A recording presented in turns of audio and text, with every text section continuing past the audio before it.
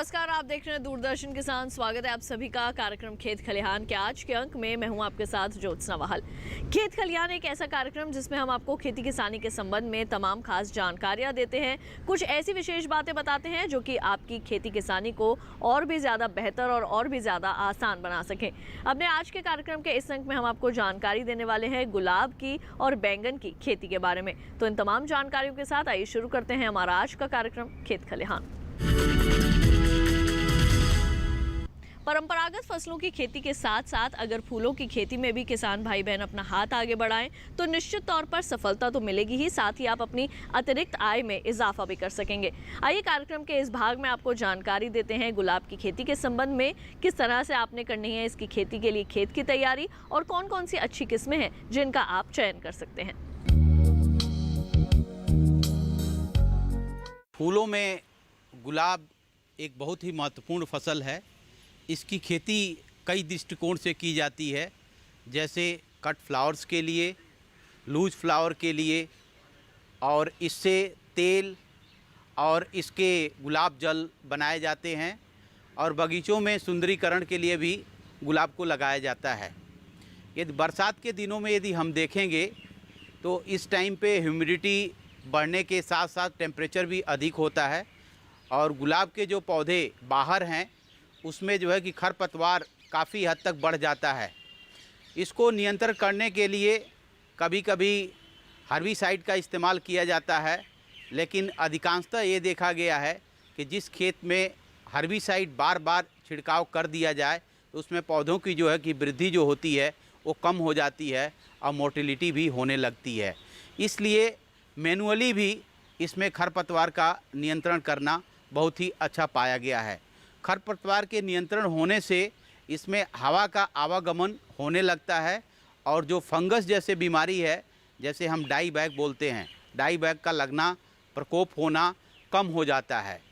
बरसात के दिनों में ये ध्यान दिया जाता है कि बगीचे में यदि गुलाब को सजावटी के तौर पे लगाया गया हो या खेत में पुष्प उत्पादन के तरीके से लगाया गया हो, तो इसमें कुछ देखा गया है कि बरसात के दिनों में डंडियाँ सूख जाती हैं, लेकिन इन डंडियों को काटना नहीं चाहिए। ये डंडियों को इन दिनों में हम काटते हैं तो जहाँ से डंडी कटेगी वहाँ से सैप निकलेगा और उसमें डाई बैग के होने का प्रकोप बढ़ जाता है।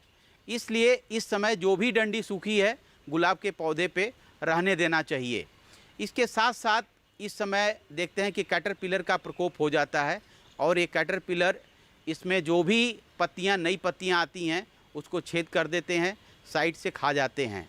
इनको नियंत्रण करने के लिए मैलाथियान 2 मिलीलीटर प्रति लीटर पानी में घोल करके छिड़काव करना चाहिए।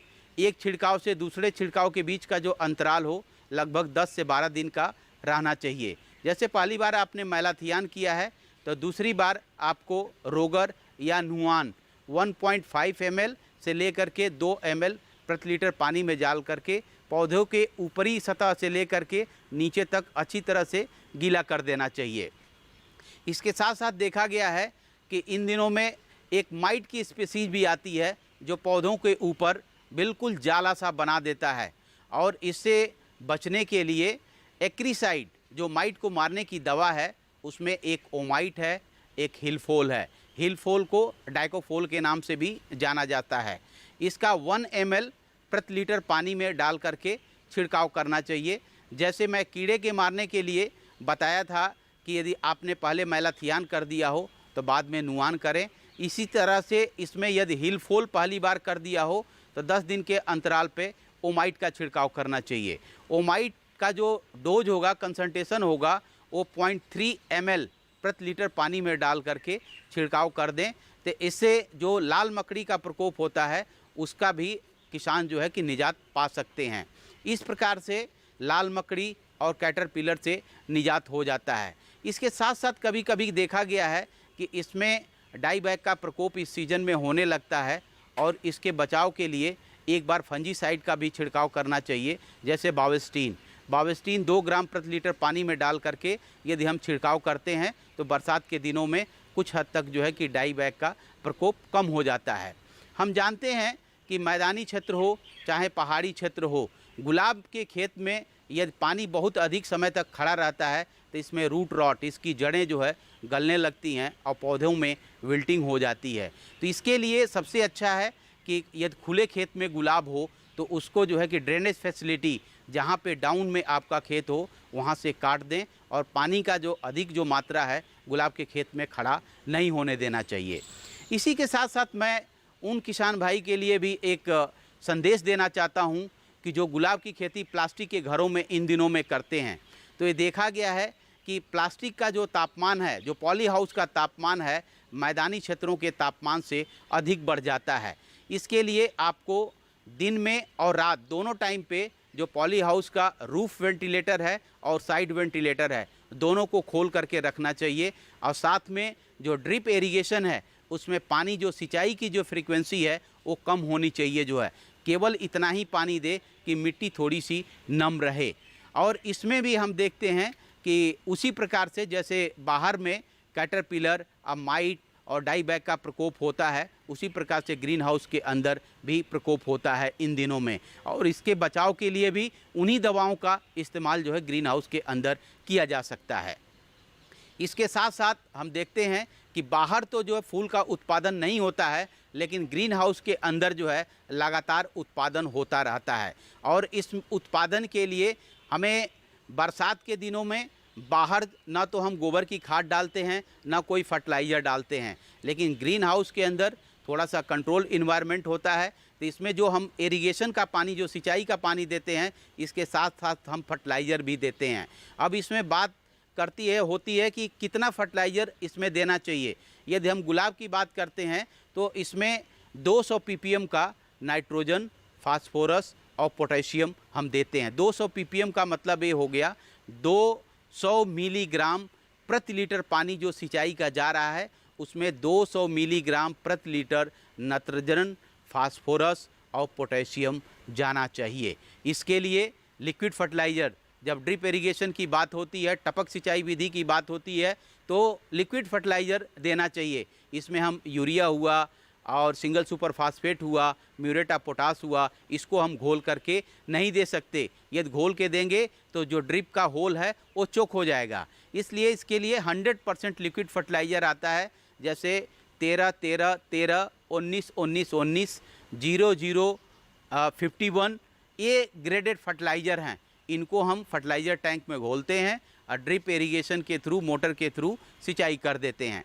अब इसमें देखते हैं कि जैसे जाड़े के दिनों में जितना हम फर्टिलाइज़र देते हैं गुलाब को, जस्ट उसका केवल 40 से 50% मात्रा ही इन दिनों में गुलाब के पौधों को फर्टिलाइज़र के तौर पे, पोषक तत्व के तौर पे देना चाहिए। क्योंकि इस टाइम पे जो हमारा दिन का तापमान है लगभग जो है कि 40 से 42 डिग्री सेंटीग्रेड जा रहा है और रात का भी तापमान जो है 36-37 ऐसे जा रहा है। तो इसमें जो हमारे पौधों की बढ़वार है उसके लिए जो उपयुक्त टेम्परेचर है वो दिन का तापमान यदि 25 से 30 डिग्री के बीच में हो और रात का तापमान 15 से 16 डिग्री सेंटीग्रेड के बीच में हो तो उसमें बहुत अच्छी बढ़वार होती है। इसके साथ साथ हम देखते हैं कि बरसात के दिनों में जो हमारी क्यारियां हैं, गुलाब की क्यारियां हैं, उसमें पॉली हाउस के अंदर एल्गी लग जाती है जिसको हम काई बोलते हैं। तो उस काई को तोड़ना बहुत ज़रूरी होता है और उसको तोड़ने के लिए बेड को फॉर्किंग कर देते हैं। अब फॉर्किंग करने से बेड के अंदर एयरेशन शुरू हो जाता है। इसके साथ साथ हम देखते हैं कि जो व्यावसायिक तौर पे गुलाब की खेती की गई है उसमें जो है कि बेंडिंग एक ऑपरेशन होता है। बेंडिंग में जो पुराने सूट्स, कमज़ोर सूट्स होते हैं उसको हम साइड से बेंड कर देते हैं और उसकी कैनपी एरिया बढ़ाने से उसमें जो फोटोसिंथेसिस की प्रोसेस है वो अधिक होती है। लेकिन बरसात के दिनों में यदि बेंडिंग पुरानी भी हो गई हो तो उस बेंडिंग को हम रिमूव नहीं करते, कटिंग नहीं करते, हम इंतज़ार करते हैं अक्टूबर के महीने का। जब अक्टूबर का महीना आता है तब हम पुरानी बेंडिंग को रिमूव कर देते हैं और इसके साथ साथ नए तरीके से हम प्रूनिंग करते हैं।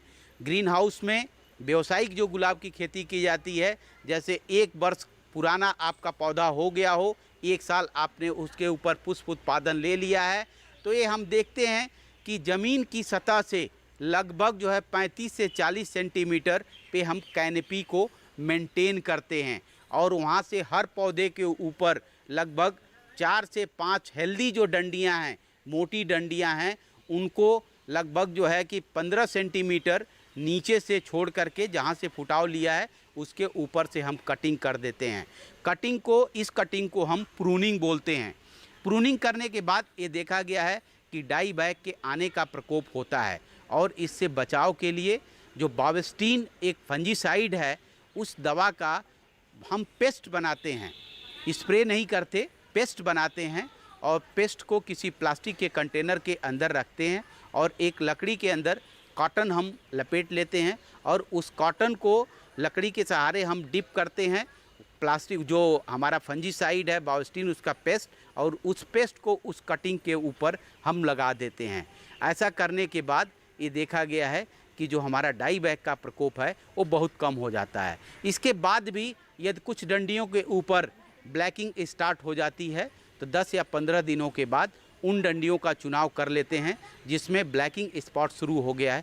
पुनः उसको जहां तक ब्लैक हो गया है उसके नीचे तक थोड़ा कट करके और फिर बावेस्टीन का पेस्ट लगा देते हैं। इस प्रकार से हमारा जो डाई बैक के प्रकोप का जो संभावना है और उसका असर जो है बिल्कुल पौधों के ऊपर कम हो जाता है। प्रूनिंग करने के साथ साथ एक ध्यान देते हैं कि जो बिल्कुल पतली डंडियां हैं या सूखी डंडियां हैं उनको भी प्रूनिंग के टाइम पे हम निकाल देते हैं। इसके बाद जब हम अक्टूबर में प्रूनिंग कर देते हैं तो देखते हैं कि लगभग 20 से 25 दिन बाद इसके ऊपर लगभग 1 फीट 1.5 फीट का नया सूट आ जाता है। बेंडिंग पहले ही मैं बता दिया, प्रूनिंग से पहले ही हमने रिमूव कर दिया है, प्लांट बिल्कुल नेकेड हो चुका है।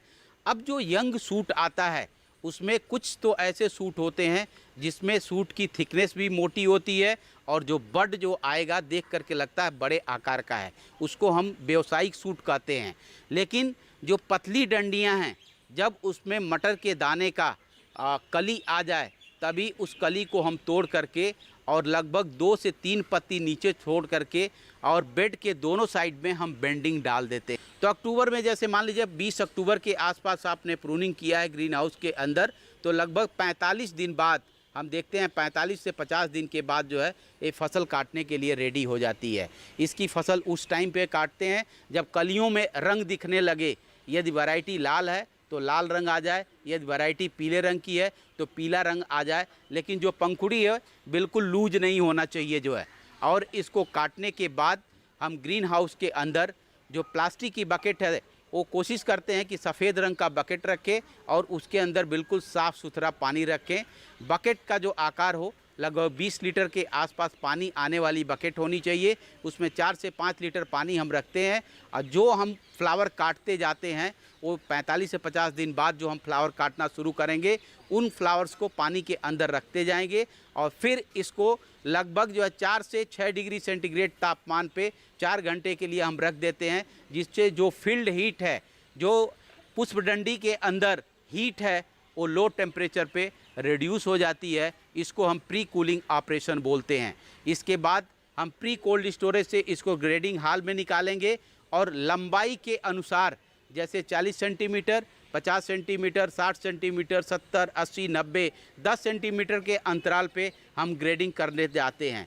ग्रेडिंग करने के बाद हर ग्रेड के अलग अलग ग्रुप का 20 डंडी एक बंच के लिए हम सेलेक्ट करते हैं और ऊपर से करूगेटेड एक फाइबर सीट आती है, ऊपर से हम लगाते हैं। नीचे से 4 से 5 सेंटीमीटर हम पत्तियों को छील देते हैं, कांटे को निकाल देते हैं, नीचे रबड़ बैंड लगा करके और हम फिर इसको प्लास्टिक के बकेट के अंदर उसमें 2 से 3 लीटर पानी रख करके साफ़ सुथरे बाल्टी में इसको फाइनल कूलिंग में हम रखते हैं। फाइनल कूलिंग का जो तापमान होता है लगभग 2 से 3 डिग्री सेंटीग्रेड होता है और इसमें हम चाहें तो 4 से 5 दिन तक इस फूल को स्टोर कर सकते हैं। यदि बाज़ार में ग्लट लगा हो तो स्टोर करके नियंत्रित तरीके से बाज़ार में क्वांटिटी को भेज करके और अच्छे इनकम को प्राप्त किया जा सकता है। और बरसात के दिनों में इन सब चीज़ों बातों का ध्यान रखते हैं तो आपको आने वाला जो समय विंटर सीजन होगा उसमें अच्छी फसल मिलेगी, गुणवत्ता युक्त होगी, क्वांटिटी होगी, सब कुछ अच्छा होगा। तो अभी आपने जाना किस तरह से आप कर सकते हैं गुलाब की खेती और इसकी खेती के संबंध में अभी आपने तमाम खास बातें जानी। कार्यक्रम में वक्त हो चला है एक छोटे से ब्रेक का। ब्रेक के बाद आपको बैंगन की खेती के बारे में तमाम विशेष जानकारियां देंगे। देखते रहिए दूरदर्शन के साथ।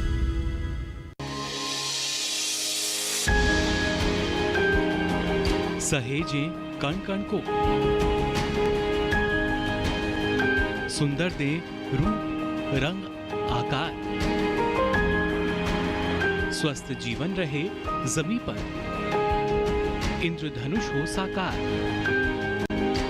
देखिए प्रकृति की ओर, गुरुवार सुबह 9:30 पर।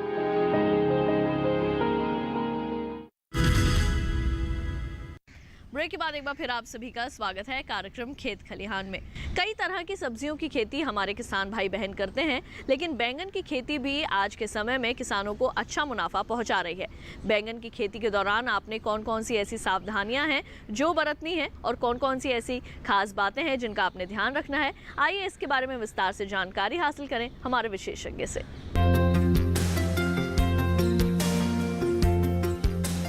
बैंगन उत्तरी भारत की एक प्रमुख सब्जी फसल है और जो खरीफ मौसम है इसमें सबसे अधिक बैंगन की खेती उत्तरी भारतीय क्षेत्रों में की जाती है।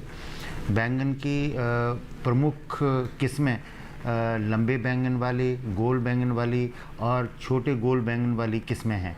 जहाँ तक लंबे बैंगन वाली किस्मों की बात है, इसमें सबसे महत्वपूर्ण भारतीय कृषि अनुसंधान संस्थान की किस्म है पूसा श्यामला और जो अभी की नई किस्म है। इसके अतिरिक्त कुछ संकर किस्में भी इस भारतीय कृषि अनुसंधान संस्थान की है, इन दोनों आकार के फलों वाली किस्मों की। जैसे कि एक तो पूसा हाइब्रिड 5 है जिसके लंबे बैंगन होते हैं। हाल ही में एक नई संकर किस्म इजाद की गई है जो है पूसा हाइब्रिड 20 और इसके अतिरिक्त जो गोल बैंगन वाली किस्म है वो पूसा उत्तम है। दो हाइब्रिड और या संकर किस्में ऐसी हैं जैसे कि पूसा हाइब्रिड 6 और पूसा हाइब्रिड 9, ये गोल बैंगन वाली किस्म संकर किस्में हैं। किसान भाई पूसा कृषि अनुसंधान संस्थान से गुणवत्तापूर्ण बीज उपलब्ध करा सकते हैं यदि उनको अच्छी फसल और अपनी आय बढ़ानी हो तो। जहाँ तक गोल व छोटे बैंगनों की बात आती है उसमें पूसा बिंदु और पूसा अंकुर दो प्रमुख किस्में हैं इस संस्थान की। इसके अतिरिक्त जो महत्वपूर्ण बातें आती है कि हम खेती करनी है तो उसके लिए कैसे तैयारी करें, तो सर्वप्रथम बात यह है कि आपको भूमि का चयन करना है। तो जो बरसात का मौसम शुरू होता है तो आपको ऐसी भूमि चुननी है जो जहाँ दोमट मिट्टी हो, भुरभुरी मिट्टी हो और उसमें यह है कि पानी के निकास की पूरी व्यवस्था हो। ये आपको फसल उगाने से पहले सोचना हो और ऐसी भूमि की तलाश करनी है जिससे आपको अच्छी से अच्छी पैदावार मिले। और उसके पश्चात आप उस भूमि को 3-4 बार ट्रैक्टर से जुताई कराएं जिससे भूमि को और भुरभुरी बनाएं और उसके पश्चात उसमें लगभग 25 टन जो है सड़ी गली गोबर की खाद मिलाएं और उसके पश्चात जो आपको नत्रजन और दूसरी खादें फसल उगाने के लिए अच्छी तरह डालनी है। उसमें 150 किलोग्राम नत्रजन, 60 किलोग्राम फास्फोरस और 60 किलोग्राम पोटाश की आवश्यकता होती है।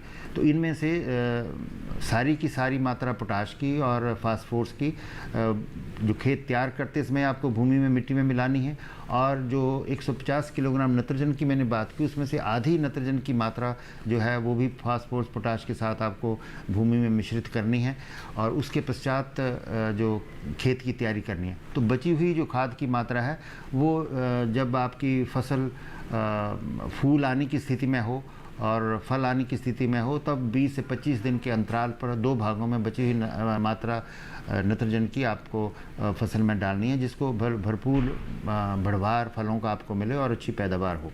तो ये तो बात आगे खादों की और खेत की तैयारी करनी है। उसके पश्चात फसल की रुपाई से पहले और महत्वपूर्ण बात ये आती है कि आप खरपतवारों का बहुत प्रकोप होता है इस मौसम की फसल में। तो खरपतवारों को रोकने के लिए, क्योंकि शुरू में जब आप पौध की रुपाई करते हैं तो पौधे दूर दूर होते हैं और आप बरसात के मौसम में पानी भी होता है, खादें आपने डाली हैं तो उसमें खरपतवार अधिक आते हैं। तो उनको रोकने के लिए रुपाई से पहले आपको खरपतवार नाशी का प्रयोग करना बहुत आवश्यक है और इसके लिए एक स्टाम्प नामक जिसको पेंडिमेथिलिन भी कहते हैं, ये खरपतवार नाशी सबसे महत्वपूर्ण है और 3 लीटर प्रति हेक्टेयर के हिसाब से इसका आप छिड़काव रुपाई से पहले करेंगे तो आपको लगभग 1 या 1.5 महीने तक खरपतवार खेत में नहीं उगेंगे। अच्छा गुणवत्तापूर्ण बीज मिलते ही उसकी आप उपचार करें, फफूंद नाशकों से उपचार करें, जैसे कि उसके लिए कैप्टाफ है, बेबिस्टीन है, कार्बेंडाजिम है। ये 2 ग्राम प्रति किलोग्राम के हिसाब से अगर आप बीज का उपचार करके फिर बिजाई करेंगे तो पौध अच्छी उगेगी। और इसके लिए जब आप पौधशाला में भी जैसे कि लगभग 3 मीटर लंबी या आधा मीटर चौड़ी पौधशाला है, वो अच्छी रहती है शुरू में निराई गुड़ाई करने दोनों तरफ से पौधशाला में बैठकर, और उसमें आप 2 से 3 सेंटीमीटर के अंतराल पर लाइनें लगा के बिजाई बीज की कर सकते हैं। और उससे पौधशाला तैयार करते समय भी आप ध्यान रखें कि अच्छी तरह पौधशाला की खुदाई करें और उठी हुई क्यारियाँ आप बनाएं और बिल्कुल उसमें सड़ी गली गोबर की खाद डालें, फास्फोरस डालें, जिसके कारण पौध का जड़ों का अंकुरण ठीक हो। तो ये ध्यान आपको रखना है। और उसके पश्चात 1 महीने के पश्चात जैसे ही आपकी पौध तैयार हो जाती है तो वो तैयार है रुपाई करने के लिए खेत जो आपने तैयार किया। तो रुपाई करने से पहले या पौधशाला से उखाड़ने से पहले लगभग 1 हफ्ता पहले आप सिंचाई करना बंद कर दें, जिससे पौधे मजबूत हो जाएं तथा उन पौधे सख्त हो जाएं और वो टूटे ना उखाड़ने के ऊपर। और उसके पश्चात जब जिस दिन आपको रुपाई करनी है उससे पहले लगभग 1 घंटा पहले आपको उसको सिंचाई करें और पौधे उखाड़ने में आसानी रहेगी, टूटेंगे नहीं, और फिर आप पौधों की रुपाई कर सकते हैं। अब रुपाई करने के लिए भी आपको ये ध्यान रखना है कि अगर आपके बहुत बड़े बढ़वार वाली किस्में हैं तो आपको पंक्तियों में 75 सेंटीमीटर और पौधों का अंतराल लगभग 2 फुट का आपको रखना है। यदि मध्यम वाली हैं तो उसमें 2 बाई 2 फुट का 2 फुट का पंक्तियों में और 2 फुट का पौधों में अंतराल रखना है। और उससे कम बढ़वार वाली हैं तो पंक्तियों का अंतराल 2 फुट और जो पौधों का अंतराल है लगभग 1.5 फुट आपको रखना है। जैसे फलों का बढ़वार होता है और आपको ये मुश्किल आती है कि कीटों का प्रकोप हो रहा है, उसमें फल छेदक कीड़े का अधिकतर प्रयोग होता है, तो ये पहले ही मालूम होता है कि जब फल लगना शुरू होते हैं तो फल छेदक कीड़े का बैंगन में काफ़ी प्रकोप होता है। तो उसके लिए कम कीटनाशकों का यदि किसान भाई प्रयोग करना चाहते हैं जिससे उनका लागत खेती में कम आए, तो वो फेरोमोन ट्रैप जो आजकल उपलब्ध होते हैं उनका भी प्रयोग कर सकते हैं। और लगभग 5 से 6 तक 1-2.5 एकड़ के लिए ये काफ़ी पर्याप्त माने जाते हैं, तो उनको भी प्रयोग कर सकते हैं, जिससे जो ये फल छेदक कीड़ा है इसकी मात्रा कम हो जाए।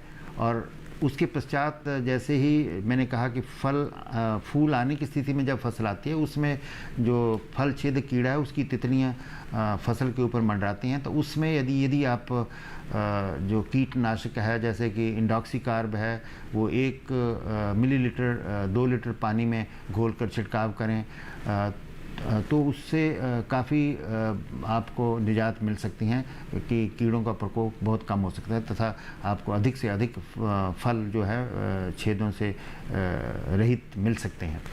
तो ये तो बात होगी कि आपने क्या क्या ध्यान रखना है अपनी फसल को अच्छी फसल उगाने के लिए। और उसके पश्चात बात आती है कि किस में अधिकतर किसान भाई ये इस ताक में रहते हैं कि उनका फल बहुत बड़ा हो जाए जिससे उनको ज़्यादा पैदावार मिले, तो उसके कारण ये होता है कि फल जो है वो सख्त होता जाता है। तो आपको मार्केट में अच्छे दाम लेने के लिए मुलायम फल चाहिए जो ठीक स्थिति में जो खाने की स्थिति में उनको तोड़ा जाए, जिससे अधिक से अधिक दाम किसानों को मिले। तो ये ध्यान भी किसान भाइयों को रखना है कि लगातार जैसे फल आना शुरू हो जाते हैं तो हर दूसरे तीसरे दिन जो है फल तोड़ाई के लिए तैयार होते हैं और मुलायम फल ही तोड़कर वो मार्केट में भेजें तो उनको दाम अच्छे मिलेंगे और उपभोक्ता भी उनको पसंद करेंगे। तो इसलिए ये ध्यान रखने योग्य बातें हैं किसान भाइयों को, जिससे बैंगन की खेती के आप अधिक लाभ कमा सकते हैं और जो उपभोक्ता हैं उनको भी उत्तम फल जो मार्केट में उपलब्ध करा सकते हैं तथा जो आपकी उनके प्रति उनके मन में भावना होगी कि ये जो फल जिस स्थान से आ रहे हैं ये ज़्यादा अच्छे होते हैं, तो उनकी मांग बढ़ेगी और उनके दाम भी अच्छे मिलेंगे। तो तो किसान भाइयों बहनों, अभी आपने जाना किस तरह से आप कर सकते हैं बैंगन की खेती, और अपने आज के कार्यक्रम के इस अंक में हमने आपको गुलाब की खेती के बारे में भी तमाम खास जानकारियां दी। हम उम्मीद करते हैं कि आज के कार्यक्रम में दी गई जानकारियों से आप सभी को जरूर लाभ मिलेगा। हमारे आज के कार्यक्रम खेत खलिहान के इस अंक में किसान भाइयों बहनों केवल इतना ही, लेकिन अगले अंक में फिर आपसे होगी मुलाकात कुछ और खास जानकारियों के साथ। तब तक के लिए मुझे दीजिए इजाजत। आप देखते रहिए दूरदर्शन किसान। नमस्कार।